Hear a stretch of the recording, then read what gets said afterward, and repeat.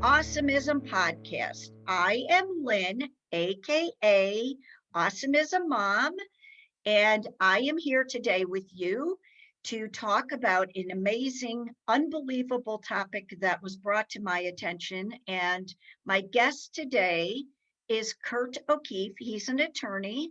I will let him introduce himself. And before I say anything else, I want to thank Selena Hall for the intro music. For those of you who don't know who Selena is, she is a country recording artist who is autistic, and she is amazing. You can listen to her music on most platforms as well as our podcast. So let's kick it off, grab a cup of coffee, and let's get going. Okay, Kurt, I'm going to let you introduce yourself to all my listeners. Kurt Okeefe, actually bankruptcy attorney by trade, been in and out of various levels of politics for many years. My interest in this topic came about. I'm the oldest of seven, and the number three brother has a grandson who was born with Down syndrome. I don't get to see him a lot. And my niece, goddaughter, who is also that brother's daughter, has been active in political movement, actually marijuana legalization. So she's had some connections with legislation, writing legislation, getting legislation drafted. And she brought to my attention the bill that was passed in Ohio to prohibit discrimination in selecting transplant recipients, organ transplant recipients, to prohibit considering disabilities, which is, as soon as I heard of it, I didn't know that was an issue. Some of the Ohio testimony from about 4 years ago that I pulled out, the doctor testifying that 85% of pediatric transplant programs factor in disabilities when deciding who will be put on a transplant waiting list. There's no consensus about a scientific reason for this. That is, life expectancy or survival rate statistically is the same for those with Down syndrome for recovering after a transplant. So what it is this prejudice that I think we're aware of to different extents. So this doctor testified for the Ohio legislature. Only 18% of emergency care providers, including emergency nurses, techs, residents, and attending physicians, imagine they would be glad to be alive after sustaining a spinal cord injury. This is in stark contrast to the, get this, 92% of spinal cord injury survivors report having a good quality of life. So, aggressive diabetes is another issues that's cited with prejudice. So what we have is, we have a medical community that the people who make these decisions, who are starting with the mindset that the quality of life of autistic or Down syndrome or otherwise disabled humans is not worth preserving. Along with that are the horrible statistics on abortion with the prenatal tests, and some of the data that comes up was in connection with those tests coming in where parents and people could see this coming, which is, oh, that I don't want that kid. I mean, it goes back 150 years to eugenics for as far as what the philosophy is. To judge the quality of life, I think is a divine prerogative. I just don't feel qualified to do that. And of course, the self-reported with the Down syndrome children is they're overwhelmingly happy with their own lives. All the polls that have been taken show that they're happier than the rest of us. So what you have is a really insidious prejudice. It's like a lot of them where I'm sure if you ask these people, you discriminate against handicapped people or disabled people in your life or make their life more difficult, they would say no, but they have no problem performing the abortions when the tests come back that way. And of course, they aren't 100% correct either. You can have prenatal tests that have a diagnosis and that turns out to be incorrect. And then on the transplant end, when their life or death decisions are being made about who gets on the recipient list, you have this issue of, well, you're weighing factors, and some are, alcohol use, tobacco use, or age, or is this person going to survive, or anything you have with surgery, you have other medications, you have other physical ailments that indicate that you're not going to survive anyway, or your survival chances are lower. Those are valid criteria for these type of decisions. First thought, maybe, and my political experience is every status quo exists for a reason. Right. There's no laws out there that are just accidental. There's no processes. It serves someone's interest to set it up. Now, it may be like Grandma's pot roast story, one of my favorites, which is every year at Thanksgiving, they had the pot roast and the family would take it out and cut 2 inches off each end. And the new mom says to her mom, well, why do you do that? Well, that's the way my mom always did it. Well, why? Well, I don't know. It's just how we did it. And they called Grandma, and they said to Grandma, you cut 2 inches off each end of the pot roast. Why do you do that?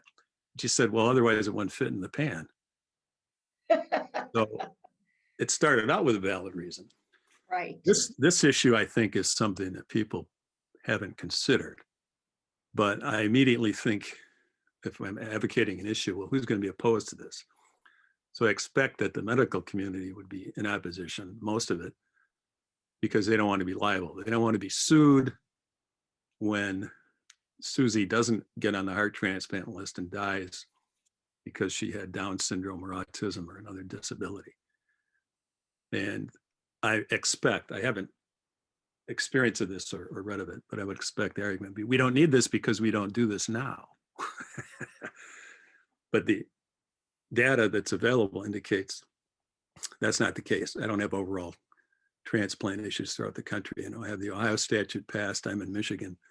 Tennessee, I believe, recently passed it. And I think there's a couple other states that have passed this issue. I think it's a right to life issue. It's a libertarian perspective of, and it's don't let the medical community act as God at deciding who lives and who dies. I mean, I know there's waiting. There's there's waiting lists for most organ transplants. So you're deciding who can get it and who's eligible. And this statute would just remove disability as a criterion to be considered in who is going to get these life-giving transplants. It's just, as a parent of an autistic adult, what you were saying about them being happier. He's happy. He's, and that's part of the reason why, and I say this a lot, and I'll say it again, why I call it Awesomism, because I've told him ever since he was little, he doesn't have autism, he has Awesomism.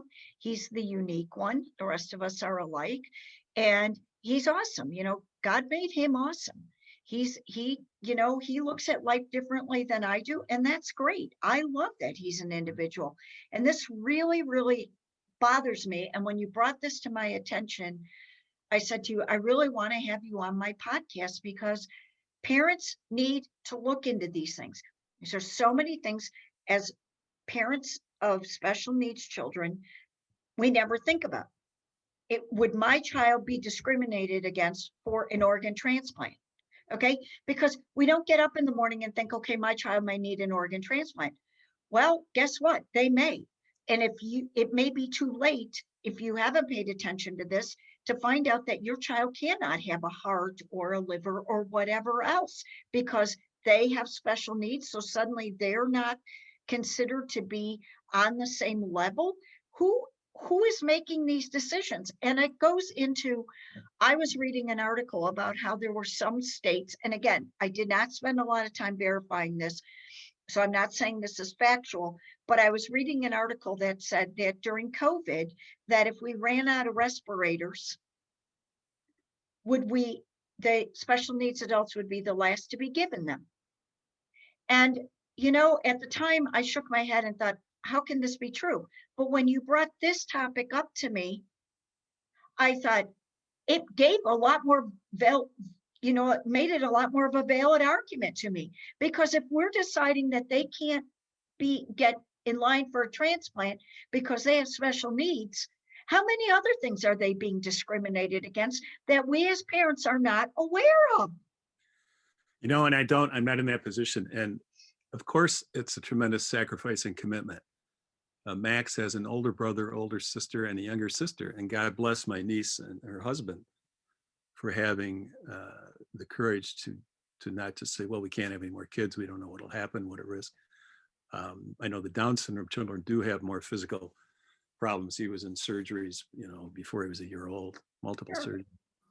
And my brother is retired, fortunately, and his wife also.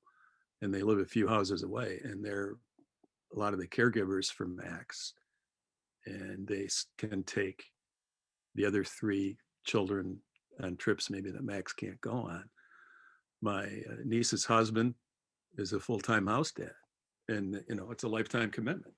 Yes. But what does it do? I'm gonna get choked up. All right. So I asked Mark, my brother, I said, I'm doing this podcast, and what would you want me to say to people? Why would anyone want to deny an organ transplant to a person with Down syndrome? This is Mark's letter. One justification is limited life expectancy. This is a questionable assumption. Child born with Down syndrome in 1958 would have reached his life expectancy of 25 years in 1983. A doctor considered giving this hypothetical person an organ transplant may have hesitated because of limited life expectancy. However, the current life expectancy for someone with Down syndrome is 60 years. So the 25-year-old with Down syndrome was at the end of life expectancy in 1983, likely lived another 35 years. Now, Mark's a CPA, so he's probably got lots of numbers and statistics. Sometimes some feel a person's worth can be measured in terms of expected lifetime earnings. I wonder if my life became 80% less valuable when I took an 80% pay cut to leave a career in business and become a teacher, by the way, in the Detroit public school system. There is a long history of devaluing the lives of people with Down syndrome. We used to call them mentally retarded. The word retarded became synonymous with defective, useless, contemptible, or inept. The quickest way to dismiss something is to say, that's retarded. This demeaning of people with Down syndrome is so deep-seated that we don't even realize it. But the value of a life is not measured in assumed life expectancy or projected earnings. To those of us who love someone with Down syndrome, there is no price you can put on their lives. It is horrifying to think that people who are loved and valued could die because they are denied an extra organ transplant for the sole reason of having an extra chromosome. Wow, that choked me up. I mean, there's a young man, and everybody who follows me on social media and my podcasts and stuff knows this story. It's a young man. He's in his 40s. And I helped him. He was homeless. And him and his mom. And it's a long story. I won't go through it again because so many people that listen to this have heard it. And me and a friend raised them enough money, and we got them a brand new mobile home. And his mother passed away unexpectedly not too long ago. When his mother told me when he was born blind in both eyes. He's now blind in one eye. He had surgeries, and he's deaf in one ear, and he's autistic. And when he was born, they told her, give him away because he's going to be more of a problem than yes. And she said, absolutely not. And he is probably one of the most loving, compassionate people I have had the honor to meet.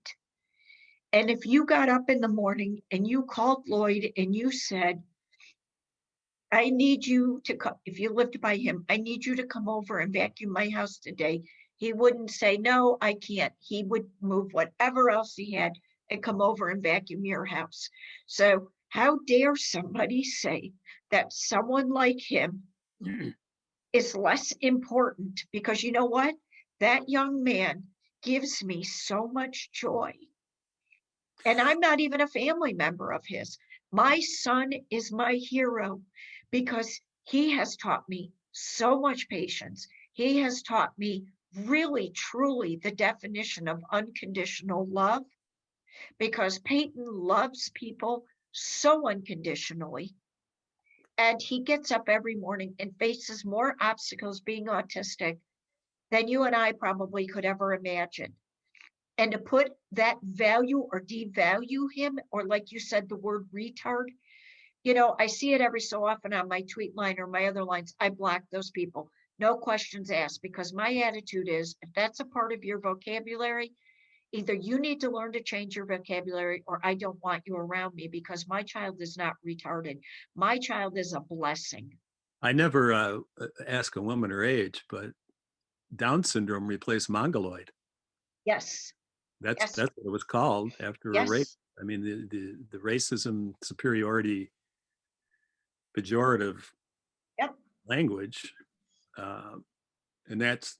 I'm going to come back to that point, but I want to expand in terms of, as a society, and we are still a wealthy society for a little while longer anyway. We've so many things have changed, and many are for the better. But it used to be 3 generations in a home. You saw people grow old. You saw them have to be taken care of. You saw the little ones come in and have to be taken care of and nurtured and become independent. My mother-in-law lived with us the last 7 months that she was alive. And now that's not the norm. That's the exception. So the people that don't fit in the lane, they're kind of put off to the side. So we're going to, the disabled over here, we'll take care of them in our own way, we think. And then the old people, we have homes and we'll put them in there. And this depletes a part of life, a part of seeing things. The helicopter parent or lawnmower, another sister is a teacher, says lawnmower parents, they mow everything out of the way so there's no obstacles. Life is difficult, life is challenging, life is not fair. And trying to be in denial of that or pretend that isn't the case. It's an article, America Magazine. I didn't read the Atlantic article. This is a response to. So they have two Down syndrome children. But I realize they are not unique because they suffer. They are unique because they do not hide suffering well. It does not occur to them that suffering might be a secret or source of shame. I mask anxiety with a veneer of confident affability. I know how to make it seem I am doing better than I am. I have picked up the idea that I should project strength, independence, and poise. My children have no such pretenses. They are exposed and vulnerable, and they challenge me to live that way. It rarely makes me comfortable, but I've found it often leads to real intimacy and authentic friendship. My children do not exist to teach me lessons, but they have taught me that it is a gift to spend time in the company of someone with no thought given to the passage of time or the task to be completed.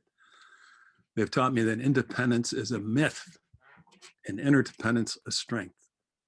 They've taught me that love comes from seeing a person as they are and not from technocratic assessments of what they do.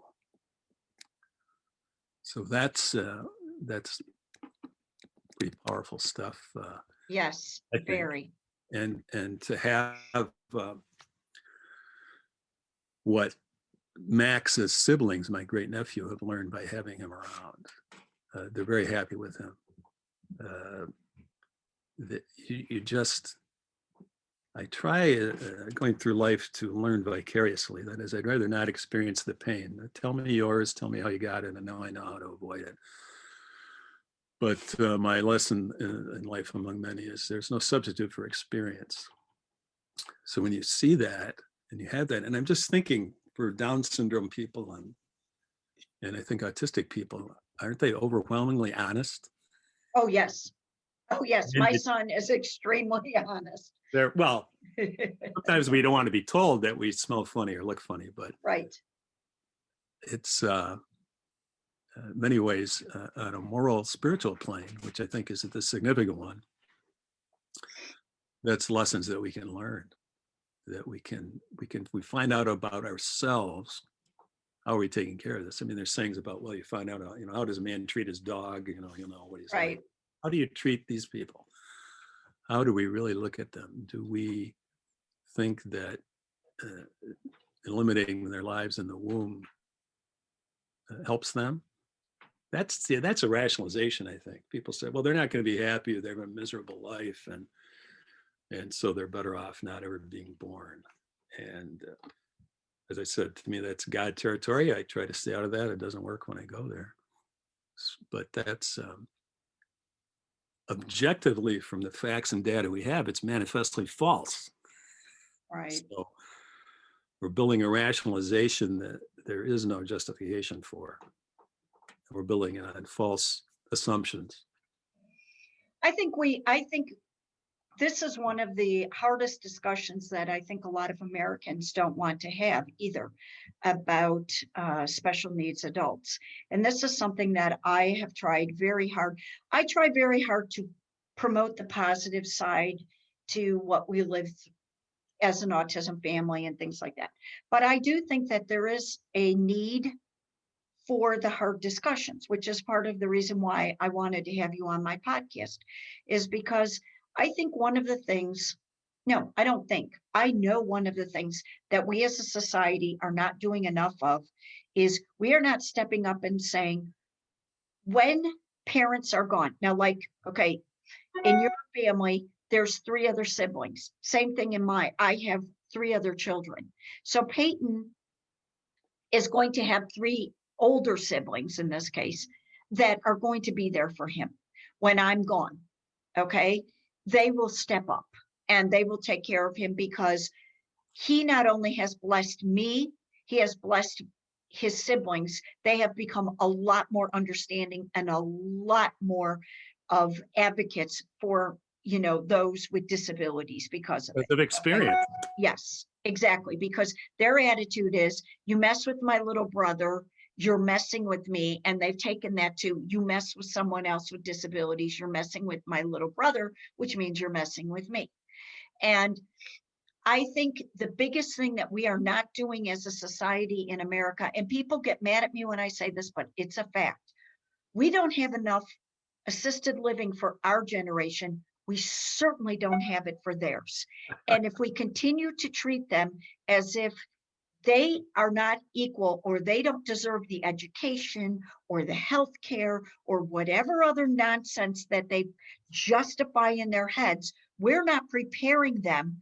Because the parents, and I constantly beat this drum, if you put your child in an assisted living as an autism parent, and I'm 60 years old, Peyton is 21. If I live to 85, God willing, I live 25 more years, Peyton's still only going to be 46 years old. If he lives to 76 for 30 years, now, again, he has siblings who will take care of that. But a lot of them have one sibling or no siblings. How many parents can put aside 1.8 to 2.5 million dollars to put their child in an assisted living? Social Security is not going to be there. How are they going to take care of? How are we as a society going to take care of them? Is it okay that they become homeless because we've now put into our head they are lesser than us? What are we going to do? These discussions, raw, hard, hurtful discussions, need to start being had, and they need to be had so that solutions can be found. And when you brought this up with me about the organ donors, I thought, and the organ transplants, I thought, okay, here's a great starting point for my podcast to put some of these topics out there, and let's discuss them. They hurt, they're ugly, we don't want to have to face them, but we have to, because it is really that little pebble that turns into a big rock of all these topics that need to be discussed. Yeah, and I know there's things being developed all the time, and I have a lawyer friend with a daughter with Down syndrome who's in a house it's not like a totally assisted living. I'm leery, and my general impression with a lot of knowledge is just institutionalized isn't just put them in a room and now we don't have to think about them. Right. There's ways they can function. Many Down syndrome children have jobs, adults have jobs. Personally, I'm trying to just, when I encounter people, go out of my way to smile and do that. I mean, I should do that with everybody. Right. If things work out. I want to go back on that labeling that you talked about, which is hardly the same thing. I found out I was ADD after 50 years after I was born.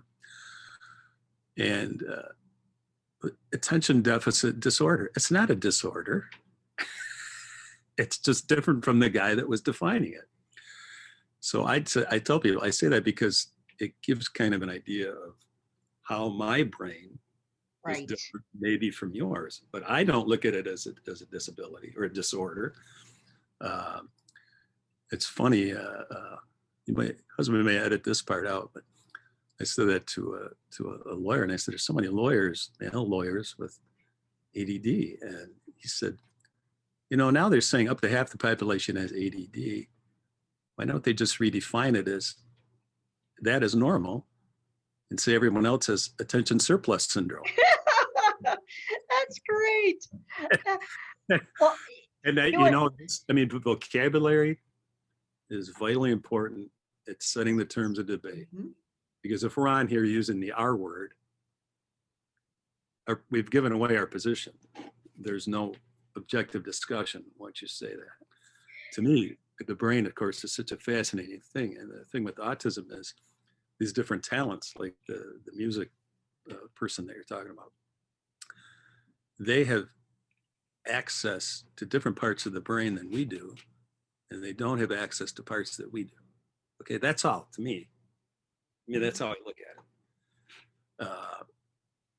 Nothing to do with the value of human life. Are we going to go back to social Darwinism and okay, thank you. let's do transplants based on IQ, or Exactly. let's do it on earning power, and that's back to the eugenics and things that were popular in America and in the world, and that Nazism grew out of, the master race and those ideas. Exactly. That see in this. Okay. One quick thing about Zelina, the country music recording artist. I had her on my podcast. She was one of my guests, and she point blank said she thinks she is a better songwriter and singer because she's autistic, because she focuses on it in a way that if she was not autistic, she wouldn't. And this girl writes these unbelievable songs in 5 minutes. I kid you not. And her music is amazing. I mean, amazing. And she exactly says, I feel like my autism has helped me become a better singer and songwriter. I love that.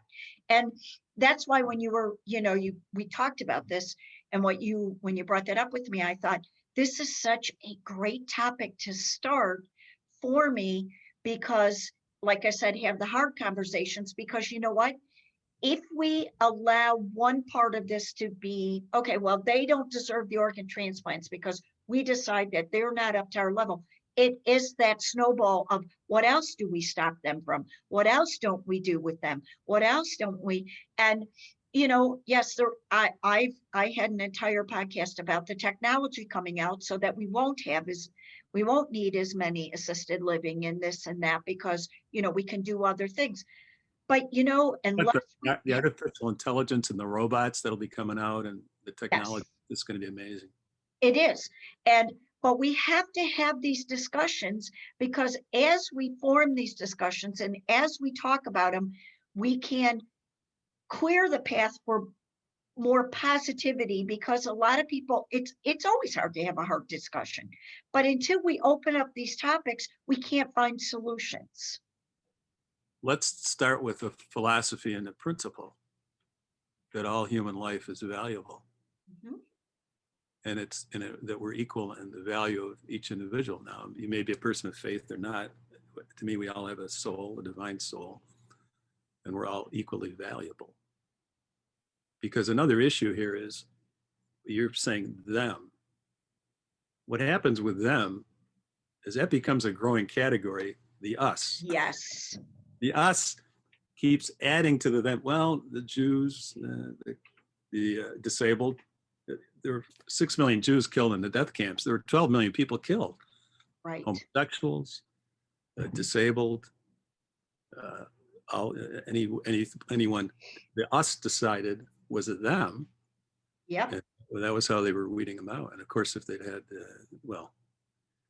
that's, to me, you're starting from that principle, and that once you make a decision that it's all right to deny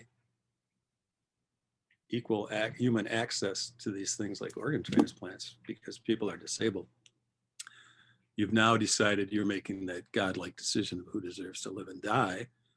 And once you start, the Netherlands, I know you're talking about your heritage, but euthanasia was legal, and then you would write a will, and then it came to be people were changing their minds.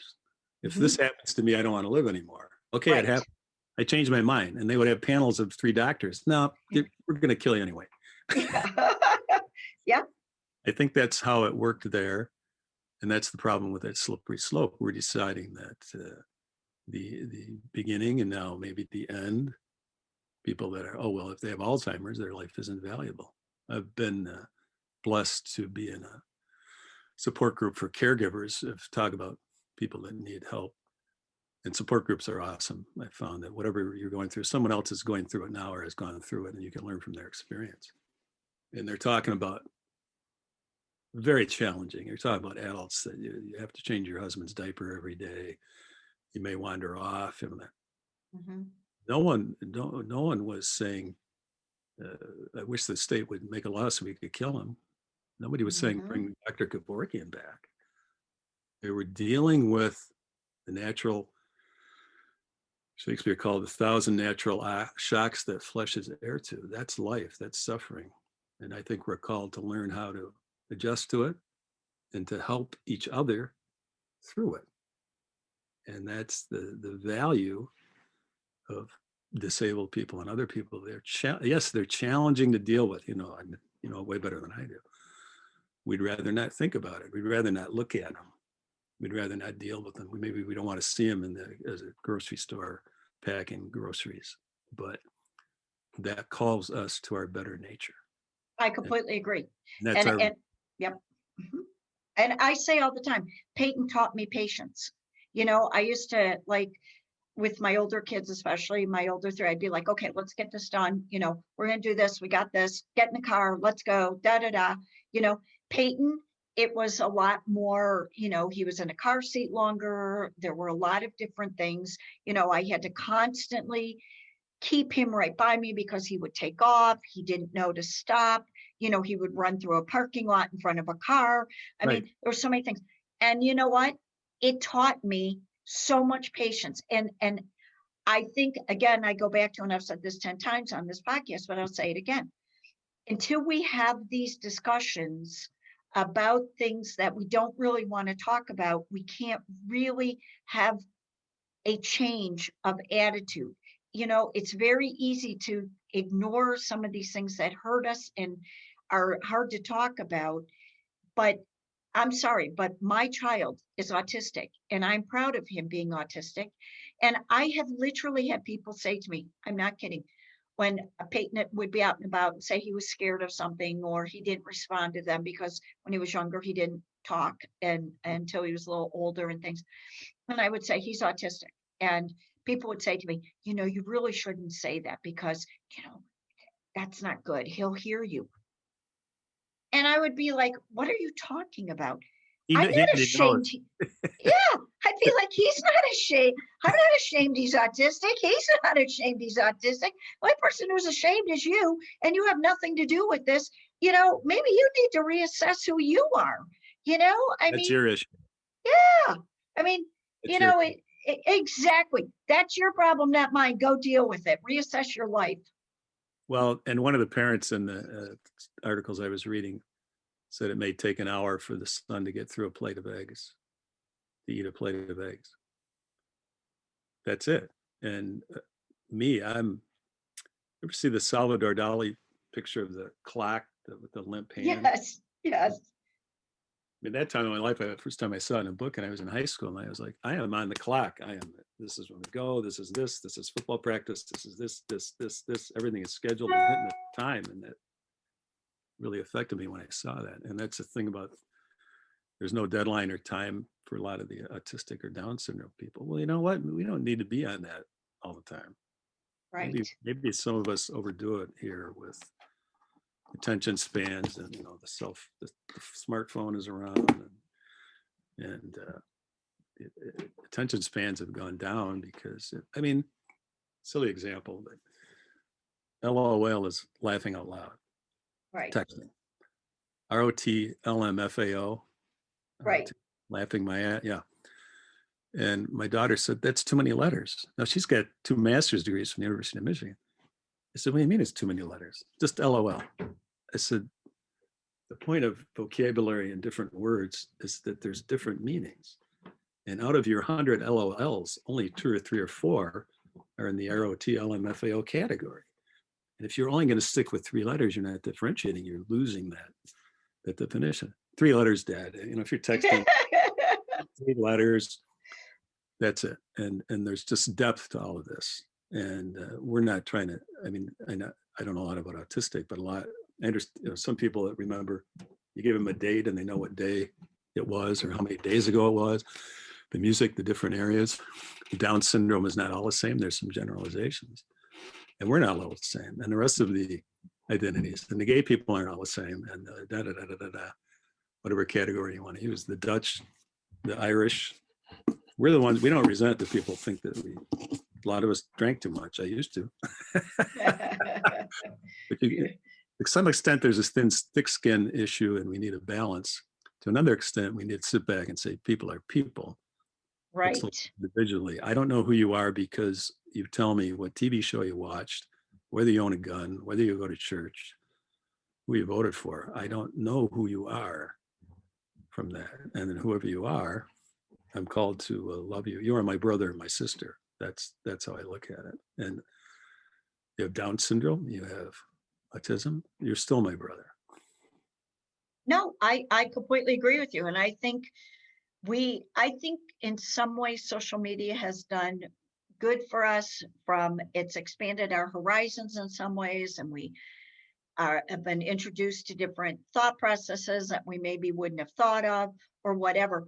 But I think we've also become where we label everything. And one of the things that a lot of autism parents say, and I am one who says this, is, first of all, my child is on a spectrum. Okay. Right.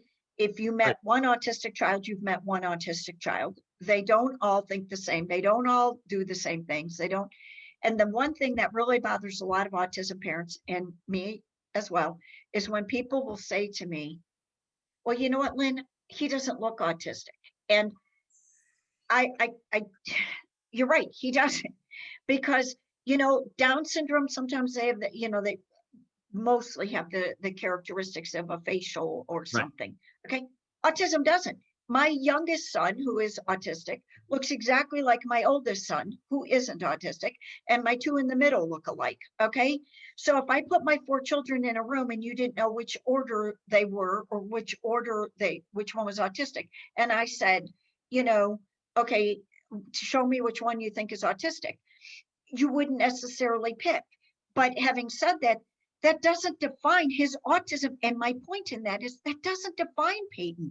Peyton, and when we start labeling them or we start deciding that they're secondary citizens and they shouldn't get a transplant or they shouldn't get this kind of education or they shouldn't be put on a respirator, we're defining an autistic person.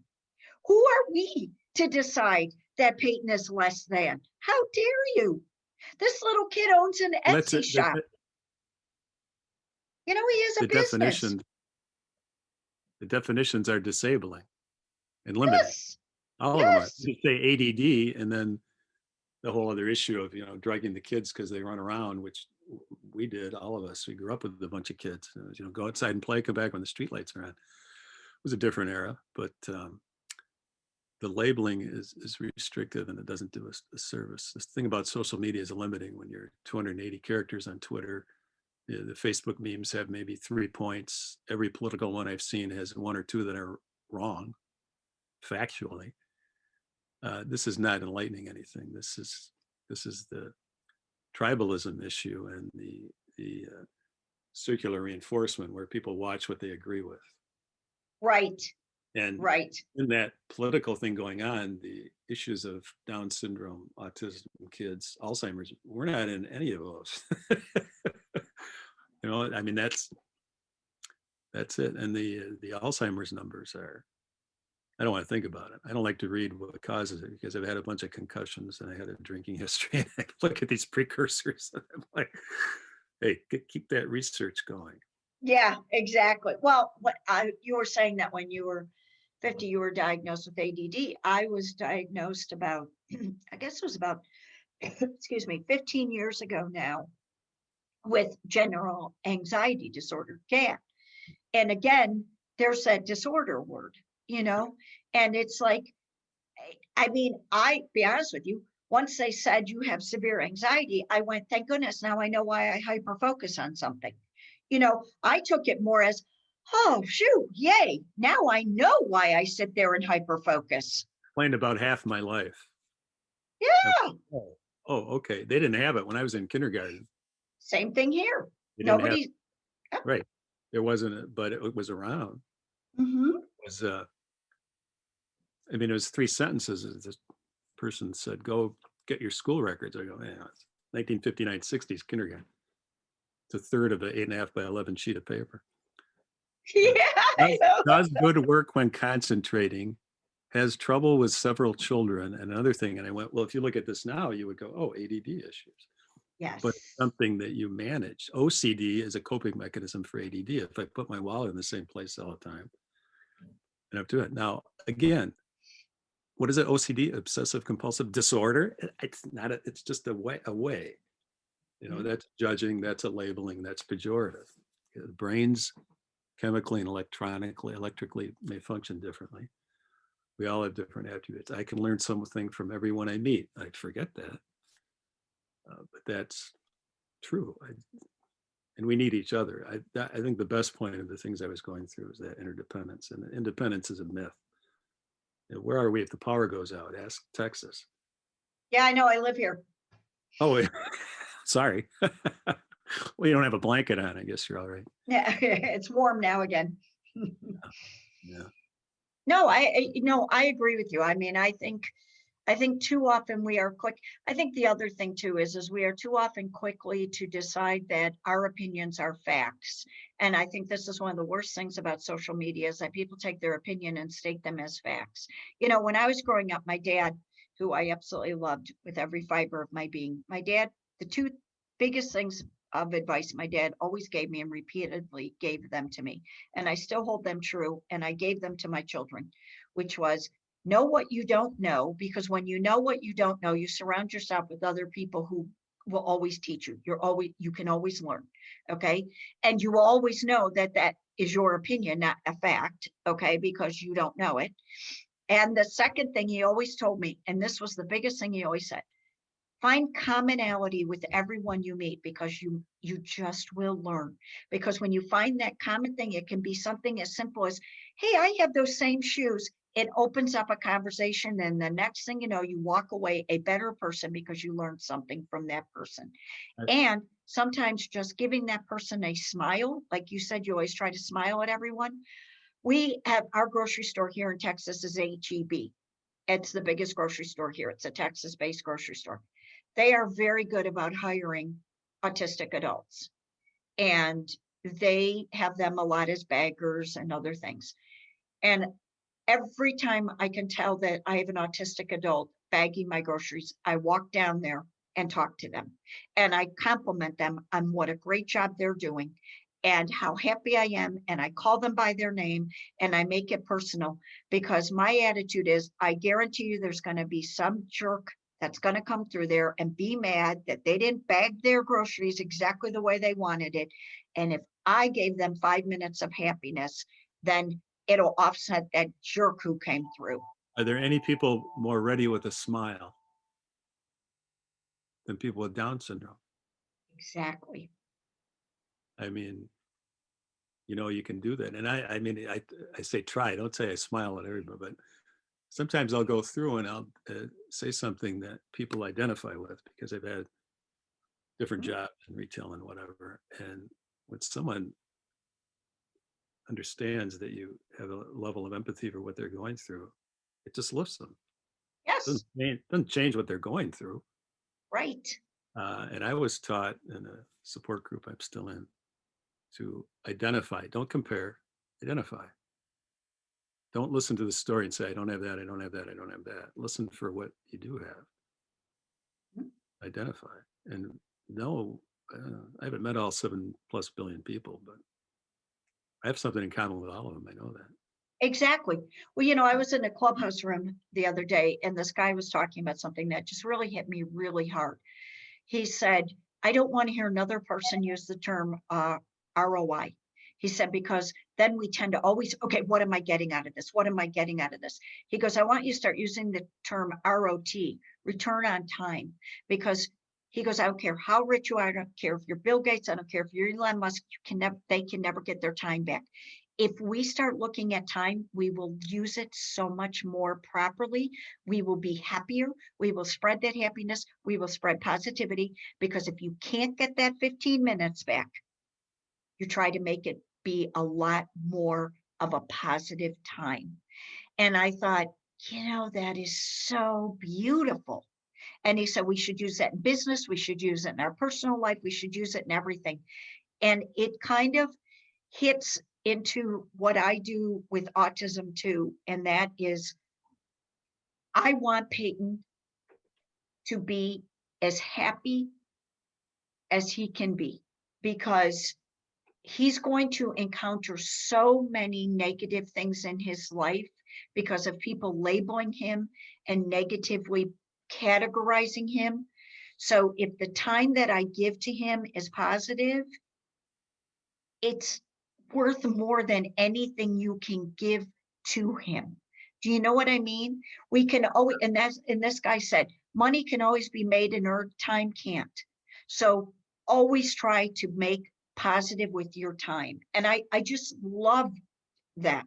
And I started going into my head, and I thought, I'm going to write a blog on that, on the, what am I getting out of time? If I spend 30 minutes with someone, I want to know that I walk away from that with a smile on my face because it was a positive interaction. That's more important, because the more positivity and general, love that we share, the more our society can become a better society. And the less we label, better we are. That's a vital point. The two things that come to my mind. Bill Gates cannot make any day of his longer than 24 hours. Right. We talk about being equal and we all die, but we all have only 1 hour, 60 minutes in each hour, whoever we are. And I'm trying to remember how the other thought went out of my head, but things I do that I off the cuff, and a lot of historically, and you can ask my siblings, off the cuff remarks I make are sarcastic. But so a bankruptcy attorney friend of mine in Minnesota that I knew through the seminars and that we go to. And her on her birthday, just on Facebook, and I just said something. On the day you were born, my life became better. Okay, that came into my head. I put it down, forgot about it. I mean, I should only go through Facebook when I'm in a good mood, by the way. Yeah, me too. I checked back on it. She said, that's the nicest thing anyone has ever said to me. Aww. I thought, well, I had no idea. And we're not meant to, my view of the universe at this time, we're not meant to know the consequences of the things that we do, but you could do some little thing like that. Mhm. And maybe you can outweigh the person that went to the manager and said, why don't you hire people to bag faster? Why you got Right. this guy here? Yeah, so rather than the macro approach and trying to change the whole world, it's better light one candle than a curse of darkness. No, you're right. You're right. And I got to tell you, I have never had a conversation with anyone who told me I was right so often. well, I do. I agree with you. I love what you're saying. We have spent 10 emails and some chats. Yep. So you made my day. Good. Well, that's a great way to end the podcast. And I really seriously thank you a lot for coming on. I love that you brought this topic out there.